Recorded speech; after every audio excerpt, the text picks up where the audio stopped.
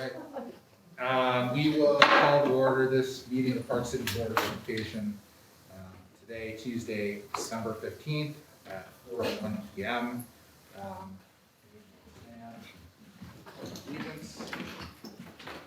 Pledge allegiance to the flag of the United States of America and to the republic for which it stands, one nation, under God, indivisible, with liberty and justice for all. All right. We will start with 2.01, consent agenda. I'll entertain a motion to approve the consent agenda, which includes the following. Regular session minutes of November 17th, account payable registers of the November 9th, 13th, 16th, 17th, 20th, December 1st, 2nd, 8th, TSSA amendments, personnel information, and November expenses and revenues. Make a motion to approve as read. Second. Okay, do we have any discussion on the consent agenda, any of these items? Do not. All right, all those in favor of approving the consent agenda, please say aye. Aye. Aye. Aye. Perfect, that is unanimous. We will move on to employee group reports. Is there, Julie, welcome. Hi, thank you. Please join us. Thank you. Hi, everybody. Hello. So, gosh, who would think that it feels good to be here? The Park City Education Association appreciates the support from the district office and this board that allows our teachers to put our students first. It has been challenging in ways that none of us could have predicted. However, we managed to come together as a district to ensure the continuity of learning and provide safe spaces for learning. A recent survey from the Utah Education Association noted that members across the state are most concerned about health and safety, the health and safety of our students, our colleagues, and our families. The second concern that was noted in this survey was about workload. Teachers have been challenged to teach across modalities synchronously, reteach content from spring, and keep everyone engaged online, offline, and everywhere in between. We understand the benefits of eliminating the rotating quarantine with mask-to-mask contact. We also know the effectiveness of wearing masks in our school buildings. We know that the state is coming up with the new manual for managing COVID. We just want to share with you that some of our members are concerned about that quarantine elimination. The other day, I heard a doctor on National Public Radio describe having the vaccine as, we can see the off-ramp, but we still got to keep our eyes on the road. And so and at the high school, when I shared that with my students, they all said, yeah, that makes a lot of sense. And so they're doing what they're supposed to be doing. We're doing what we're supposed to be doing. The off-ramp is in sight. As we keep our eyes on the road and our masks on, I just want to say thank you. I want to say thank you to the board for delivering delicious bagels to all of our schools. That was really generous and delicious. Thank you to our building administrators. Each day our administrators do so much more than their job descriptions. If you've been over at the high school, you've seen that our admin team is administering COVID tests. So it's impressive. Thank you to our education support professionals. From our techies that are making our new technology work every single day. They make the magic happen, from the cameras to the computers to the smart boards. Thank you to our custodians that keep our buildings safe and clean and sanitized for safe learning. And thank you to our secretaries that are juggling every ball. Thank you to our district leaders, those of you that showed up and taught for me when I wasn't in the classroom. Thank you for listening to our concerns. Thank you for coming to our schools. Thank you to our students for being ready to learn and willing to wear masks. Thank you to our parents and our whole Park City community for leading by example. 2020 reminded us of what we know. Students learn best in a classroom with a highly qualified, creative teacher. There is no substitute for that. The substitute for not having all of our students in person was what you did, granting time on Fridays for secondary teachers to connect with those remote learners. That time allows us to bring students in for small group instruction. It allows us to have the conversations that we would normally be able to have in the classroom. We appreciate the opportunity to work with you, Dr. Gilday and Dr. Hunt, to figure out something similar that will also provide enrichment at the elementary levels. Last but not least, the Park City Education Association really appreciates our Utah Education Association leadership for keeping pressure on the governor and making sure that teachers were moved to the front, moved farther up the line to access the vaccine. So moving into 2021, we're looking forward to returning to normal. Thank you. Absolutely. Happy holidays. Thank you. Thank you, Julie. Julie, do you guys have any update on when the vaccines are going to be available to you guys, or? We've heard as early as January, Awesome. but it's all in the air. We're excited. Yeah. We're excited. We were talking about it yesterday with Dr. Gilday, and if we get that Moderna vaccine, we're getting the cream of the crop. Yep. Awesome. Thank you very much. And welcome back. Thank you. All right. Dr. Hunt's report is on board docs. She is unable to be here today, so we'll go to Mr. Tanner. Good afternoon.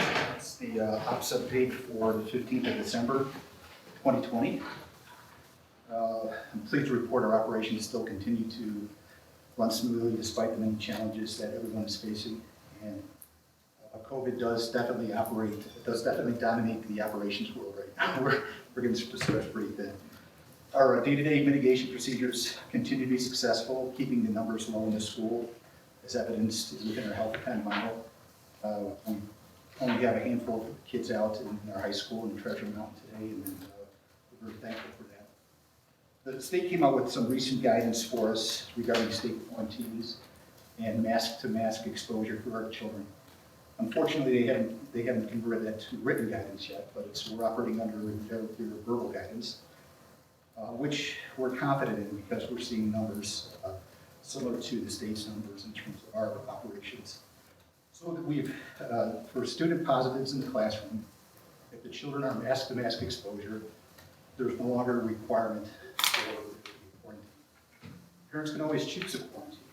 And if we do have a mask-to-mask exposure within the classroom, the parents will get a specific notification that happened, and they can choose to quarantine their child if they want to. It's no longer a requirement. So that's one of the pieces. So we've had to standardize that guidance throughout the district, spread out through our leaders and our nurses, and have been successful in doing that. Now we're confident in that data is that guidance is good. First off, we've been through our health attendant model. We've been looking at conversion rates for kids who are exposed with a mask to see what their positivity rate was. And regularly, that's less than 1%. And that mirrors the state's guidance as well. So when you weigh that risk of 1% versus a child being out for 14, 10, 7 days across the schools, I mean, we've had times when we've had 300 to 400 children out on quarantine at one time. You can imagine the educational and the humane impact of that. And so we're confident that that's the right decision.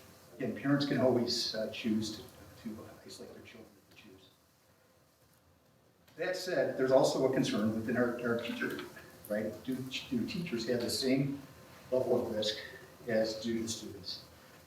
Again, looking at the very low number of staff that is coming positive, we have no evidence that there is a conversion rate from kids to the staff members.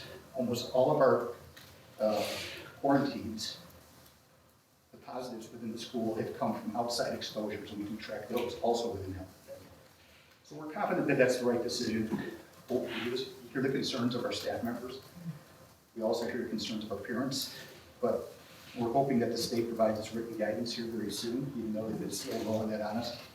And we think that's the right thing for the school district. So we hope that the community accepts that stance and supports it. And the evidence is that it's working, as I said.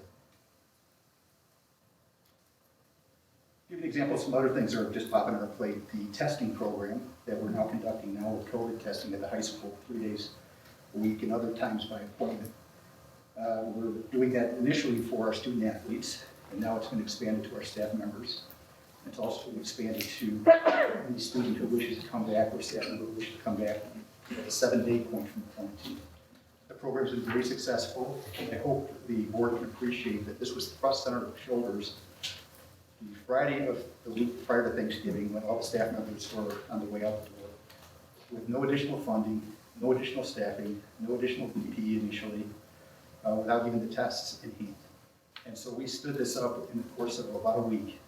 Kudos to Todd Hansen and his crew, kudos to Roger and the folks at the high school who dug deep into their office resources to help staff this. Kudos to the public, the People's Health Clinic here who offered some staffing folks for us, and we're starting to hit our tempo. And despite those challenges, and despite the state asking us to report into a system that's currently broken, we've overcome that challenge as well. So we like to think that the system is up and operating and is offering another layer of protection that should bring the staff members, many who we probably tested 40 at the high school the first day, the staff members and the public in that layer of confidence that we'll keep the numbers in check and operate safe schools. The vaccine, as Julie mentioned, is on its way. We was on a call with the health department today and all the nursing groups. We're hoping to get the vaccine in hand sometime in the second half of January, and we're going to be responsible for vaccinating our own folks. So again, we're going to get to stand up now, going from a testing clinic to a vaccine clinic with all of the biohazard issues associated with that and PPE. And again, all of this is coming out of high. So I hope the board and the community can appreciate how hard our folks are working. I hope that our employee groups know that we've got their back and we're trying to do things right. And I'm confident that that model will emerge as probably the best. As Julie mentioned, this isn't happening by accident. We've got 700 employees, all of who are rowing the boat in the same direction. Hats off to everyone within the organization for being a part of this. Also, a key part of this are our parents who are making sure we don't see kids showing up for school, and our students who are, for the most part, cooperating with our PPE protocols and all that. So really a thank you. We'd like to publicly acknowledge them for their dedication and hard work, and everybody's, Park City should be very proud of what they're doing here. I'd also like to take this moment just to acknowledge our community partners who really helped us through these operations. The Park City Education Foundation continues to hit the ball out of the park by giving us classroom grants for COVID solutions, and PC Caps, preschool, Bright Horizons have all been moving along. Park City Community Foundation, we applied for and received a $35,000 grant to help us with another nurse for contact tracing, testing, and hopefully vaccinations. Park City's People's Health Clinic, who stood up to the plate when we needed a couple of folks to help us with the testing clinic. They've done that, and it's great for us. Summit County Health Department has always been there to provide PPE when we need it, give us advice, help us out with contact tracing. And the Intermountain Healthcare System, along with some of the physicians there and the operations folks, have been great at giving us short notice advice and guidance when we need this. And we surely appreciate the support of the many organizations and foundations within the community that help us reach our most vulnerable families and keep them in housing and keep them fed during this difficult time. So just like to end that part by just saying we're very fortunate to live in this community, and thank you to everyone who's part of the effort of them. From a security perspective, no new updates, with the exception of our camera system now has been hooked up that certain key members can look at it through their cell phones, and also Summit County Dispatch can look at it. Summit County Dispatch dispatches the Park City Police Department and Summit County Sheriff's Department.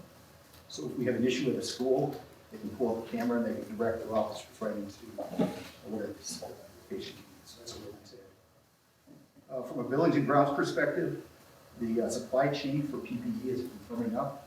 We haven't had any shortages. We've had a decent stockpile, so that's good news. We know ski season is upon us, and we've got snow operations overlaid with that too, so that can be a challenge at this time. So please help us by keeping the lots clean and staying out of the way of our snow plows.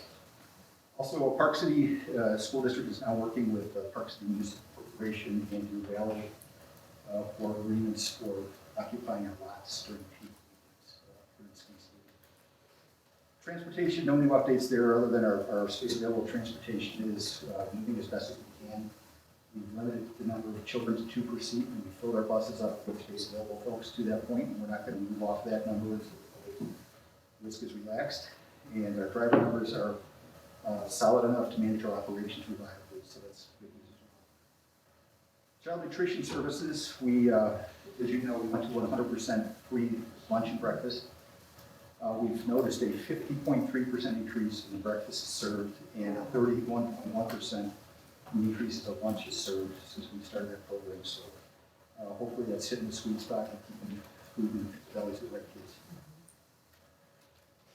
Human resources, the last for today is our new director will start on the 4th of January. Our new sub-management system is in the process of implementation and will be used on the 4th of January primarily. And again, we awarded the $35,000 grant to the Park City Community Foundation that we hope to use to either bring a temporary nurse on staff or a contract nurse on staff to help us with testing, contact tracing, and vaccinations. That's all I've got for you. Ready for a break? Thank you for all that you're. Thanks. Thank you. Wow. Can't thank you enough. You guys are crushing it. Dr. Gilbert? Absolutely. That probably is going to echo a lot of the same messages. 2020 has certainly challenged all of us to rely on our skills and leadership to continue making a difference in the community we serve. The constant drumbeat of adversity calling us to pivot and adjust on a daily basis has been unbelievably taxing for us all. It is time for a well-deserved break as we celebrate the end of 2020, a year unlike any other.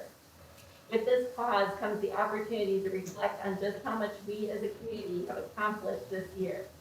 Even in a year as tumultuous as this, there are silver linings that prove we don't and shouldn't have to go back to school as normal once the COVID-19 vaccine is fully distributed, but that we can iterate, take time to reflect, and improve to better meet the needs of our students.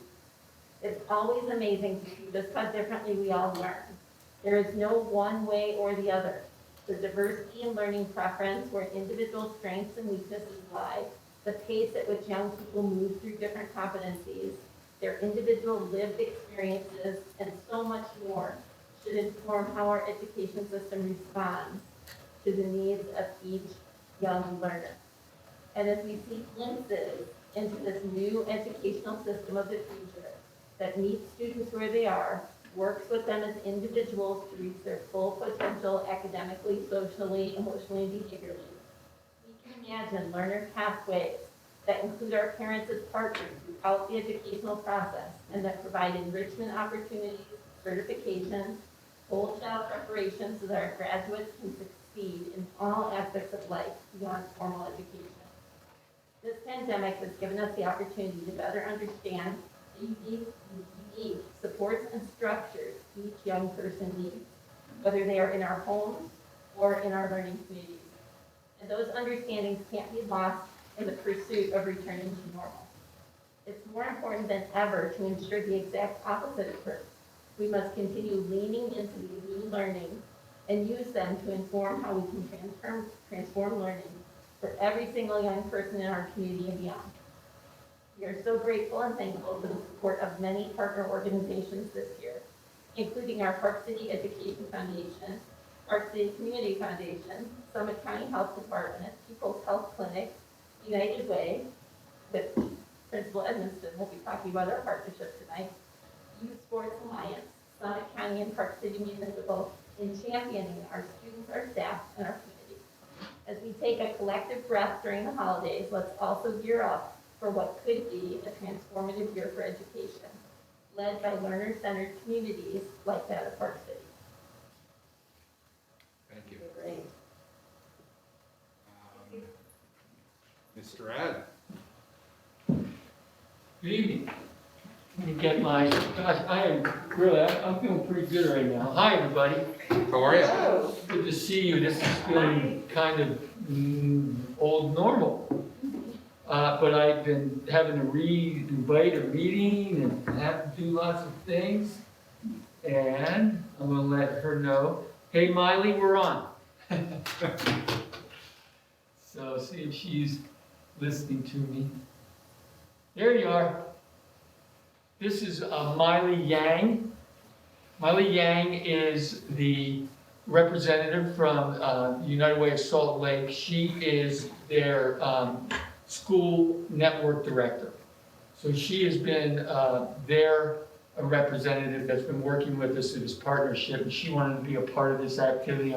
Right now, she's in Wisconsin helping family with the very pandemic we're talking about. Can you hear us, everything, Miley? Can you see anything? And that would be a no. Can you hear me now, Miley? There you are. I can't hear you, but you can hear me? All right. Would you like to introduce yourself to our board members? I don't think we can hear you. Let me think. Is it me? Probably is. There we are. Okay, we're good. Hi, everyone. I'm Miley Yang. I am a school network director with United Way of Salt Lake and had the opportunity to join in on the McMullen Promise partnership and work with Bob and the other partners since this last summer. And it's been really great to jump in on the work that they're doing, and we're excited to share what we're working on with you today. Thanks, Miley. This has been a long journey. We started this back in the 10 years ago, and I've learned a lot. The whole premise, and I'll go to the next slide. I think Bill Krim, who started working with us, words it very well on this slide. To me, the idea is we work with our community service providers to support our families so their basic needs are met from the youngest ages possible so that they can then have more bandwidth to be more successful in school. That's been and that's why I need partners like Miley and other people in this room to help us continue that success. So then, McMullen Promise, I just want to make this short. I wanted to keep you up to, make you aware of what we're doing. School's a great child find. We get to know our families very well. We're fortunate in a small district in a town like this that we really do get to know most of our families. Yet we are not, when I see a student with an abscess, when I know students are having problems with consistent housing, because of that relationship, we need the support of these service providers to step in and offer their expertise so that we can better support these families and selfishly help them be more successful in our school system. The greatest success would be to break that cycle and help families continue to grow in their success. Would you like to talk about now, Miley, the different service providers that we're working with and some of that information? Sure, yeah. So McMullen, United Way of Salt Lake, and our other community partners align our services and programs, like Bob had mentioned, to support students and families with significant absences and lagging academic performances. So these partners include United Way of Salt Lake, who helps align the results-focused strategies and brings the group together on a monthly basis. We also provide funding to community partners that support students. The People's Health Clinic, who provides no-cost quality health care to uninsured families in Wasatch and Summit County. The Christian Center of Park City, who meets the needs of local families with emergency assistance, food pantries, counseling, and other services. Jewish Family Services, who supports family of all backgrounds with counseling, advocacy, care management, community education. Their primary focus right now, though, is ensuring that all families who need parental assistance are receiving it. And then Big Brothers Big Sisters of Utah, who connect students with adult mentors and bridge those relationships. Right now they have about 78 active mentoring relationships, and one third of those are in their community program and 2/3 are in their school program. McPolin is one of their largest school-based program with 24 matches on site, and then 2 in their community program. And then Hope Alliance, who meet the needs of communities through their partnerships with local organizations and professionals. Right now, they're currently providing vision clinics to students at McPolin. Thank you. Very well done. Much better than I do. You can keep talking, Miley. That's exactly what we're doing, and these people are experts in that. So if we just go to the next page, our goal, right now, we have 26 families that have signed a waiver with the waiver that we've created with the district, so that we are able to share names and work more seamlessly with these providers to help connect these families, and that's working. We keep track of this. These students, about 4 of them have received eyeglasses. This year's been much more difficult than previous years. Retina Systems and Jewish Family Services has supported about a half dozen of these families. And as well, because of that waiver, we make an effort to check in and make sure basic needs are met.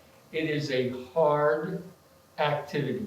These are very capable, creative, proud people, and you have to be very thoughtful about helping others instead of helping others help themselves. And I just believe that this year, more than ever, has brought very visible, even in a town of our resources, there are people hurting dramatically. And this sort of relationship, I believe, this partnership, could be a valuable opportunity for our town in particular. If I have a first name basis with Rob Harder, Beth Armstrong, if I'm able to call these people up, or my outreach coordinator, someone else, and maintain that contact, we grow our community providers, we build supports for our families, and we grow as a community, as well as provide supports for these families. I think it's a very worthwhile activity. My dream is to have office space for these groups within a school setting, so instead of having to even go through this process of transportation or connection, hey, by the way, we got people down there right now, we have an exam to go to. This is my forward thinking. I believe we're learning that unless basic needs are met, students can comply and are able to, at a surface level, participate in school. It's just not the same. And so I just wanted to update you and thank you for your support, the help of the district to create this possible waiver. In fact, Miley, speaking of waivers, there is some examples of universal waivers down in Salt Lake. Can you share some of that, please? Sure, of course. So with our work in Granite School District, for example, we have a FERPA waiver that allows the schools to share student information with our Promise partnership down there. One big way of how that's been really helpful is the after-school program being able to obtain student information on either attendance or assignments, like what has been turned in and not. So that sort of information has really helped the after-school program quickly adapt to the needs of the students in a timely fashion versus waiting for a quarterly report, which I think they were doing previously. We also have a system called ETO, which is a case management system that allows partners to record like their data, working with students on there, and that has allowed for these partners to work more closely together. For example, we have probably a good population of students down there who are refugees, may experience mobility, and are part of the after-school program. So their case managers from each organization are able to cross-collaborate and communicate with each other in terms of those sort of updates without going through all the hurdles of being able to share that information. And of course, we use ETO so that this information stays private and secure because that's also a priority for us. But they sign that waiver in an elementary setting, and if they stay in the district, that waiver follows them going forward. Accurate? Yes, so it's within the whole Instead of district. each year. Anyway, these are the ideas that I have that I'd like to work in collaboration you guys have. Do you have any questions for us? I know you're busy and you all have hard work to do yet. Before thanks, Miley. Yeah, You're thank great. you. Appreciate it. Thank you. Enjoy Oshkosh. How many kids do we have right now in Poland who are housing insecure or have major gaps like that? I can't give you that exact number. I can tell you that this year we've gone down in numbers. We're only at about 35% being reduced. I can tell you that Jewish Family Services just gave, I think there's 5 families that they just helped pay for rent. I'm sorry I can't quantify that for you, but I know there's more out there than we know. You are aware of the Napoleon Family Support Fund that was created by the Masonics and our PTO. $200 gift cards were being pushed out. 60 of them, I believe, or more occurred over July and August. And John, in his forward thinking, has an additional supply of money that he kept to the side, knowing that come December and January of this year that we might run into a whole new scene. And quite frankly, this year, Andrew, that kind of detail is kind of getting lost in the COVID. But that's a great question. Those are the right questions to ask. Yeah, I mean, I think you're obviously doing good work and We great are. work and, recognized as such by United Way and, let us know how we can help you. You're doing great stuff and to your comment about having the wraparound services in the schools, that's one of our priorities as well, and it's been one of the things that we've been working on for master planning, and, Thank you. our intention is to have that, at Napoleon or on the Kearns campus, as well as another one that's on the other side of town, Excellent. either Trailside or Jeremy, and, we couldn't agree more, so, thank you. And that's what I've heard from you. I just wanted to give you a quick update, and before I close, bye, Miley. Good seeing you again. Hi, I just want to echo what Julie Hooker said. I don't care what anyone's saying. I want you to hear this. Poland and I believe the elementary schools, I can't speak to these, are having an amazingly successful school year. Heads and shoulders above anything we were thinking August 20th. And the fact that we're still open is a clear indicator that what you've all done to help support us has been the right thing. It really is. I know. We just had another person, oh, my son. It's unprecedented what we're doing. And the way the community has come together, to me, has been one of the most inspiring times in my career. What we're doing matters, really matters right now. And that's exciting and then scary. But it happens because of all the work we're doing and the work you've done. And thank you for everything. Thanks for all Thank you you. Thanks, Mr. Ed. Thank you. Thanks, everybody. Well, we'll do this one. Coming up here, or should we, And Yeah. at least like right here, you just Um, go there. Yeah. can All right. you hear everything? We will go Yes, thank you. into 5.01 decision. We have the results of the calendar survey, which shows support for option B, which I believe is the preferred option from administration as well. So as a reminder, that ends school on a Friday in June. In addition to that, then I'll entertain a motion. The executive content is a 3-year calendar that Lori put together at our request and follows the same schedule, just with the dates of 2022 and 2023. In the past, we did 3 to 5 year school calendars to let families and staff prepare and make plans for the summer and holidays, things like that. Kind of went off the rails at one point when we had a big controversy and we went year to year.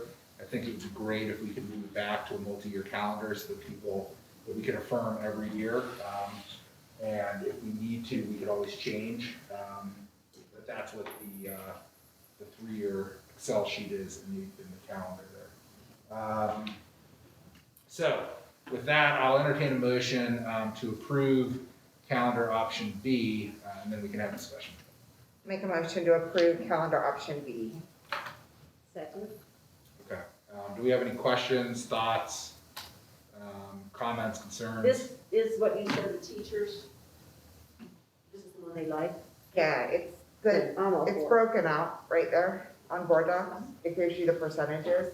Option A, 20%, option B, 55, option C, 26. 26. So this option has the teachers starting on a Monday, which they preferred. Kids come back a short week, which they always do. It helps us get their bus route schedule, just the routine kind of down. And we have a Labor Day break, of course. All of the calendars do restore the 2-day fall break, which I think is popular with our families as well as our educators. It keeps the conferences at times, whether that's going to be Zoom in the future or in person in the future, but it keeps the compensation day for that as the day before Thanksgiving. It gives a full 2 weeks at winter break, gives us a week ski break, a week spring break, which is also one of those days is compensated for the spring conferences, and it does end with graduation on the last day. So that's Nails it all. kind of a pattern people are used to. So I take up your, like, my next question is ESY ever something we would put on the calendar? Because I know that's, we sort of changed, we didn't have it last year. Is that a completely separate conversation? That's a completely separate conversation for the kids Okay. who qualify for either summer school or extended school year or special ed. Gotcha. Okay, thank you. All right, so I think the question I would have is, do we want to extend this vote on option B to the 3-year calendar and open to discussion on that? And if so, then I would entertain a motion, I guess, to approve calendar option B as well as adopt the same calendar schedule for the following 2 years. So let's do that motion first. All right, I'll make a motion as stated. Okay. Do you have thoughts on extending it 3 years? And I just to double check, that in all of these where teachers are coming back early in the week, it's a short first week, and then we end on a Friday. So that's how we've done it, right? Right, they all have the 2 days for the fall break. Yeah. They all have 3 days off for educators for Thanksgiving, 2 weeks for winter break. Looks like a week and then the week of February recess is almost always that 3rd week, kind of where President's Day would be traditionally. Mhm. They all have, the addition is 1 professional day for educators in March, so that is the day we're gonna wanna work with YSA and our community ed and try to make sure we have plans for kids when we're gonna be doing PD. They all have that 1 week of spring break, that week of April 11, 12, 1 week, it looks like the 3rd year out, it's a little bit later. And all end with a Friday graduation day. It does look like that 23, 24 pushes us out a little bit later. I'm trying to figure out why, it just looks like we I think it's start the way later. the calendars. I think it is, yeah. Yeah. That feels like, It's like a weird schedule. Yeah, All right. Any other thoughts on whether or not this is a good idea? I mean, oh, I think it's a really good idea. Oh, I think it's a great idea, yeah. For 3 years, Totally. yeah, and absolutely. I think our again, you parents know, ask for it a lot. yeah. I think everybody. everybody does. The day we start school, usually people want to know the next year's. Yeah, they do. So as a parliamentarian, I think it's great. you had your first motion on the table. Yeah. And so the activity, what you're talking about now is either an amendment to that first one, Yeah. or it's a substitute motion to accept. I was looking for an amendment, was what I was trying to do. Great, so Thank so you. you'll vote on the amendment. and then Yeah. as amended, you'll- Okay. All right, so the amendment that we're going to vote on is an amendment to the original motion. The amendment includes the 3-year calendar. in addition to the one-year calendar. Yeah, that's what thank you, Tom. So you want a motion? So I'll make a motion to approve the amendment as stated. I second them. Okay, all right. All right, all those in favor of approving the amendment to the original motion, please say aye. Aye. Aye. Okay, now we'll have a vote on the original motion, which is to approve option B, which now includes the amendment of the 3-year calendar. All those in favor, please say aye. Aye. Aye. Okay, that passes unanimously. And then I think as a policy, as a good policy, Lori, let's review that again next December, same meeting or when should we do it? December? For the next 3 years. So we'll do the same thing, reaffirm the 2 years and then go out another year. Same schedule. Perfect. But hopefully if we stick to this type of calendar, then everyone knows, okay, it's gonna be this week starting up, this week ending. Should make it easier on families to know how it works. Yeah. Even if some years, I guess every, whatever, 2 or 3 years, it's gonna be earlier or later. Yeah. Depending on the week. All right, great. So we have 5 policies for posting today. We have policy, so I'll entertain a motion to post policy 10010, student enrollment, 7065 FMLA, 7060 bank, 7070 leave for maternity and paternity, and policy 10055 school uniforms. Make a motion to approve policies for posting as read. A second? Okay. The one note I would make before we have discussion is on leave for maternity and paternity, we're going to ask Shad, our new HR director, to review that policy as well as the FMLA policy as soon as he arrives, sooner, and he can provide feedback for us on those policies because they are kind of philosophical policies about how we can give benefits to our employees. So look for him to have comments at our next meeting after we've had them posted. All right, any discussion on any 5 of these? I have a quick question about the school uniform. One, I might be reading it wrong. School by school, it looks like the policy is made by the principal, or its proposed policy is developed by the principal, PTA, PTO, school community council. So could we effectively have different uniform policies at our different elementary schools? That's what it says.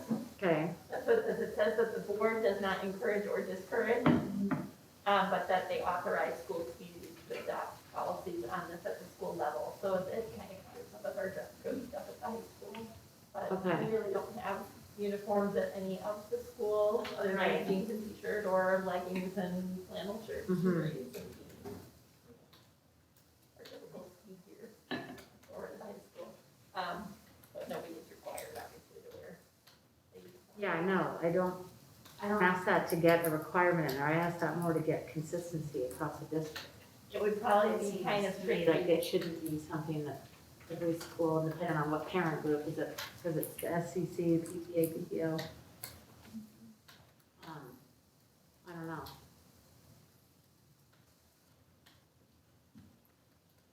We have not had anybody come to us with a hope of doing anything with uniforms other than this was last approved in 2012, so it's just basically a board review.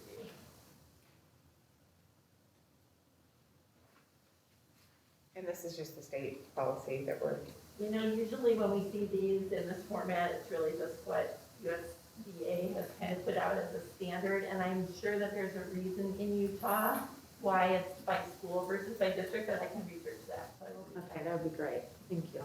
Sure.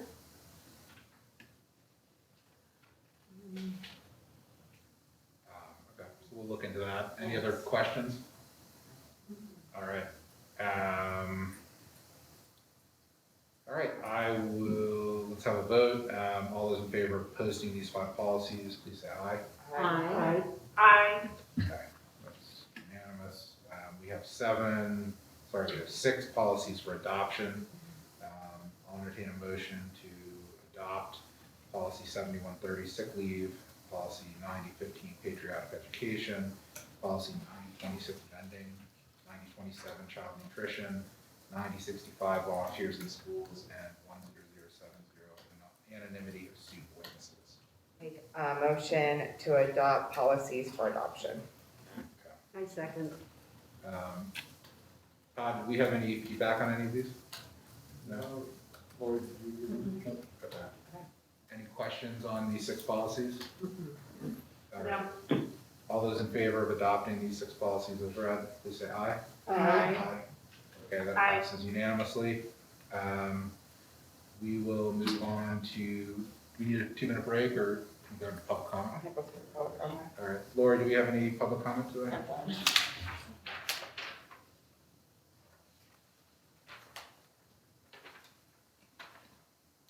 Brad Assay, would you like to come up and join us?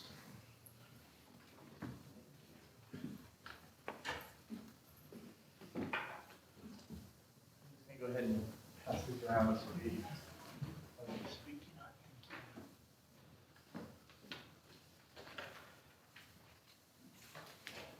Thank you, Mr. Chair, members of the board. My name is Brad AC. If you can't remember the name, remember ACDC is what everyone does remember, right? Because it is spelled strange. My name is Brad AC. I'm the president of the American Federation of Teachers Utah. AFT is the largest union in the AFL-CIO and represents nearly 2 million faculty and staff in public and higher education institutions across Utah, the United States, and now a growing membership in the Park City School District. In Utah, there are 8 AFT charter locals and a public employees union, AFSCME Local 1004, that affiliate with the AFT State Federation. AFT locals bargain the contracts for classified employees and public employees at several work sites within those unions.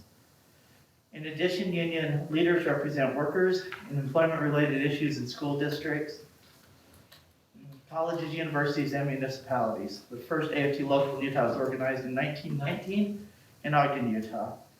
Look forward to working with Park City School District as our union membership continues to increase. Faculty in the Park City School District reached out to me at the beginning of the school year with a desire to join our union and organize a chartered local. As they move forward with their steps to receive an official charter from the National Union, they are currently organized as the Park City Chapter of AFT Utah Local 8042 at large. I serve as the president of that local union in addition to my responsibilities as the AFT Utah State Federation president. Thus, I represent the union members in Park City as their local president. I've delegated some of my responsibilities to union stewards who speak on behalf of our constituents at the work sites. While started by a group of Park City High School teachers, the AFT Park City chapter welcomes K-12 teachers and classified employees across the district that share common concerns and seek additional representation. The Park City AFT union members organized to collectively voice their safety and workload concerns they felt were not being addressed. On October 30th, AFT Park City communicated several issues to this board and the Park City School District concerning COVID-19 and its effects on faculty, staff, and students. They still have not received a response to their initial letter. AFT Park City's members' ongoing concerns outlined in that letter include transparency in numbers. Active cases are still not counted in accordance with state guidelines. A metric and plan for changing learning modalities and follow through according to state health department guidelines. This is yet to be defined and made clear to teachers. Contract time to do their jobs and teach all of their students. The board said they would like feedback on early out Fridays. AFT Park City would like to be included in that discussion.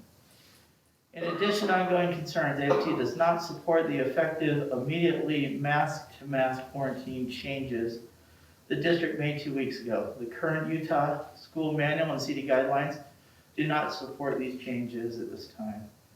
Lastly, the format of the Park City School District school board meetings are outdated. They are not advertised, hard to access, difficult to follow, and increasingly challenging to actively participate during a pandemic. Encouraging and welcoming participation in school board meetings would go a long way to improving communication and trust.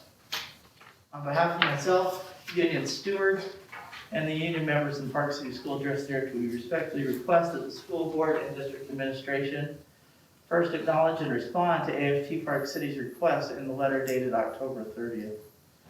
Second, provide state or CDC documentation justifying mask-to-mask quarantine changes and notify parents of the changes. And third, improve accessibility of school board meetings via the Park City School District Zoom account so more may participate in the process. Moving forward, our hope is to have open dialogue with school board members and district administration resolve concerns, issues, and develop solutions that affect our constituents. Thank you again for the opportunity to address the board this afternoon. How many members do you have? How many members in Park City? I don't have the numbers in front of me right now. I believe that we are about 15, right, Megan? 15 at this time. Lots of inquiries and people still making decisions as they want to jump on. Thank you. Any other questions for me? Thank you very much. Here's some extra. Oh, thank you. All right, I will entertain a motion to move into closed, to discuss, strategy session, to discuss purchase, exchange, or lease of real property. I'll make a motion to move into closed for reasons listed.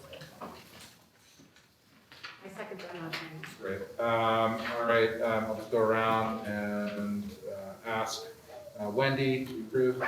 I approve. Sarah? I approve. Ann? Yes, I approve. Yes, I approve. Perfect. And I also. We will go into close, then we'll come back out and close the meeting. Thanks.